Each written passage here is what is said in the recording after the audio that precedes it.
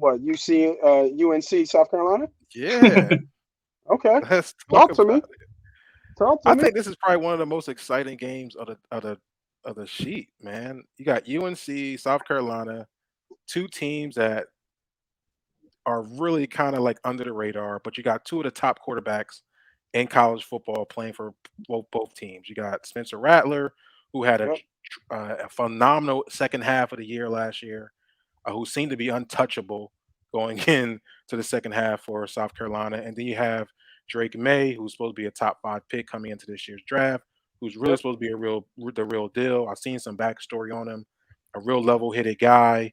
He's more of a coach on the field.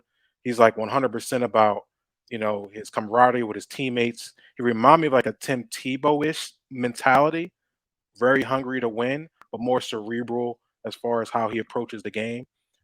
So I think for North Carolina here at -2.5, I know it's going to be a close game. I like the over here too. I think they're both be able to put up points.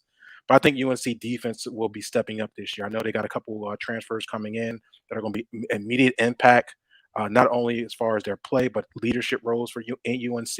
You got Mac Brown, who's a legend, who's kind of turned this program around again. Um, so like UNC here, neutral field. They're playing in Charlotte. I just think that better defense will make a better stops and probably get this victory at -2.5. So give me UNC. I believe in Drake May.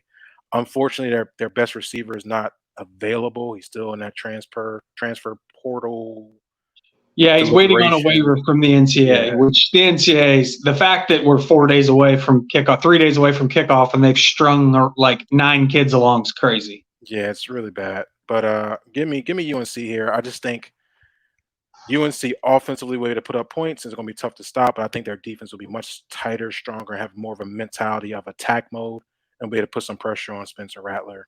But I think it's going to be an awesome game to watch. Look at the over too. I think the line is like 64. Yeah, it's looking at Yep, 64. I love the over 54, here. I think they 64 and a both half. they both can get in the 30s easy here. Yeah, I can't wait to watch this game, especially just, fantasy draft scout perspective, NFL with my kind of NFL hat on. But just, I can't bet this game because I can't. My thing is, I trust South Carolina's coaching staff Mm. more than I trust UNC's. But I trust UNC's quarterback to make the right decision under pressure than I do South Carolina's. And I don't trust either defense.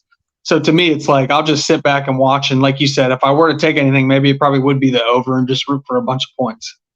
Yeah, I mean, like I said, I got caught up on a little backstory they had special on ESPN for North Carolina. Gene Sedzik is there on the defensive coordinator now, so you know what he brings, what he's brought. They're kind of matched back up since that Texas run with Vince Young, with Mac Brown. So I think they're going to be on the same page. I can see that their defense is ready to go and looking to make a point. So that's why I really like this game. I think it's going to be great to watch. So give me UNC -2.5.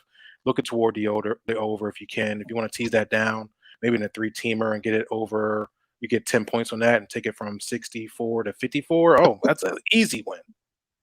I would be Yeah, I very like that a surprised if lot. this was a 24-21 type game. I would be super surprised.